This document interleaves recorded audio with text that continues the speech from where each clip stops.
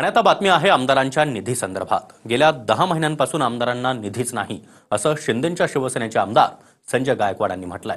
मात्र अजित पवारांनी आमदारांना निधी मिळत असल्याचं सांगितलंय। पाहूयात एक रिपोर्ट। सगळ्याच आमदारांचा मागच्या 10 महिन्यापासून कुठलाही निधी त्यांना नाहीये। राज्य सरकार अडचणीतून चाललेले।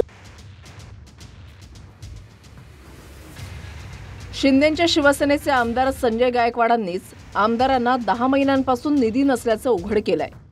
सरकार आर्थिक अडचणीत असून 10 महिन्यांपासून आमदारांना निधी नाही असं गायकवाडांनी सांगितलंय। पण त्यांचेच मंत्री प्रताप सरनाईकांनी मात्र असं नसून पैसे दिले जात असल्याचा दावा केलाय। खरं आहे की सगळ्याच आमदारांचा मागच्या 10 महिन्यापासून कुठलाही निधी त्यांना नाहीये। राज्य सरकार अडचणीतून चाललेले आहे मागच्या काही लोकप्रिय योजनांमधून। पण येणाऱ्या काळामध्ये मुख्यमंत्री महोदय आणि दोन्ही डीसीएम यांनी सांगितलं की परिस्थिती आपली सुधारेल आणि पूर्ववत परिस्थिती राज्याची येईल। असं काही नाही, बिलकुल नाही आहे। आमच्या सगळ्या आमदारांना निधी दिला जातोय।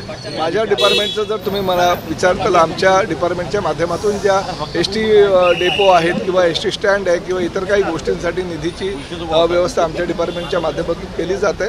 त्यामुळे अशा प्रकारचं कुठलंही आमदारांनी वक्तव्य केलेलं माझ्या तरी निदर्शनास। संजय गायकवाडांनी निधी मिळत नसल्याचं सांगतानाच लोकप्रिय योजनांचा उल्लेख केला। ही लोकप्रिय योजना म्हणजे लाडकी बहीण योजनाच आहे। एका अहवालानुसार महाराष्ट्रावर तब्बल 9,32,000 कोटींचं कर्ज आहे। लाडकी बहीण योजनेसाठी वर्षाला अंदाजित खर्च आहे 45,000 कोटी। कंत्राटदारांची 90,000 कोटींची देणी अद्याप बाकी आहेत। वाढलेल्या कर्जाच्या बोझ्यावरून शरद पवारांच्या राष्ट्रवादीचे आमदार जितेंद्र आव्हाडांनी ट्विट करत निशाणा साधलाय। 2020 मध्ये महाविकास आघाडीचं सरकार असताना कोविड काळात देखील राज्यावर 5,19,00,000 कोटींचे कर्ज होतं। 5 वर्षात जवळपास 5,00,000 कोटींचं कर्ज या सरकारनं घेतलंय। एकीकडे ठेकेदार लोकांचे 90,000 कोटींचं देणं, दुसरीकडे लाडक्या बहीण योजनेमुळे राज्याच्या तिजोरीवर पडलेला अधिभार आणि तिसरीकडे राज्यावर वाढलेलं अमाप कर्ज, यामुळे या मत चोरून सत्ता मिळवलेल्या सरकारला जेरीस आलं नक्की। राज्याच्या डोक्यावर 9,70,000 कोटी रुपयाचं कर्ज आहे, जे त्यांच्याबरोबर गेले नाहीत, देवेंद्र फडणवीस आणि एकनाथराव शिंदेबरोबर गेले नाहीत। त्या सगळ्यांच्या निधीला स्टे दिला। मग नंतर जसे भुजबळांसारखे वगैरे लोक त्यांच्याकडे हळूहळू गेले, त्यांचा स्टे उठवला। आमचा स्टे तसाच ठेवला। आम्ही कोर्टामध्ये जाऊन स्टे उठवला। पण त्याच वेळेला त्यांच्याबरोबर गेलेल्या आमदारांना 1,000 कोटी 1,500 कोटी रुपयाची कामं प्रत्येक आमदारला। अरे काय तुमच्या काय बापाच्या घरचा निधी होता काय? आर्थिक घडी पूर्णपणे विस्कटलेली आहे। महाराष्ट्र राज्य पूर्णपणे कर्जाच्या ओझ्याखाली दबलेलं आहे। आज हे महायुतीचं सरकार आहे। स्वतः मुख्यमंत्री, दोन्ही उपमुख्यमंत्री आणि सगळ्या मंत्रिमंडळाचं बारकाईनं लक्ष आहे। यंदा मोठ्या प्रमाणावर 22,000 कोटी रुपये डीपीसीला निधी दिलेला आहे। हा आमदाराच्या शिफारसीनेच मोठ्या प्रमाणावर त्या ठिकाणी जात असतो, त्याचबरोबर पालकमंत्र्यांच्या शिफारसीप्रमाणे। गेल्या महिन्यातच जलजीवन मिशनचं काम करणारा हर्षल पाटीलनं 1,40,00,000 बिल थकल्यानं आत्महत्या केली। पण तो सब कॉन्ट्रॅक्टर असल्याचं सरकारनं सांगितलं।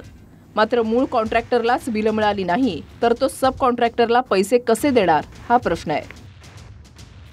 तर मुख्यमंत्री कंत्राटदारांच्या बिलावर मार्ग काढतील असं मंत्री गिरीश महाजनांनी म्हटलंय।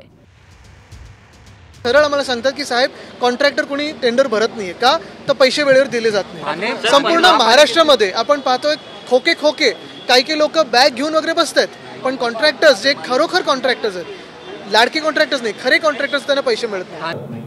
नाही, मला वाटतं काही अंशी काही ठेकेदारांची बिलं थांबलेली असतील, तो विषय नाही आहे। पण या संदर्भामध्ये निश्चित देवेंद्र जे आहेत ते मार्ग काढतील।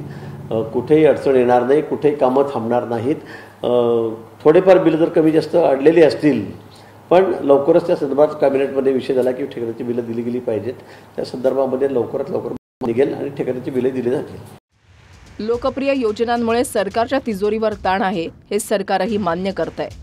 पण त्याचाच फटका आमदारांच्या निधीवर पडला हे सत्ताधारी आमदारांनीच कॅमेऱ्यासमोर सांगितलंय। Bureau report, TV9 Marathi, Mumbai.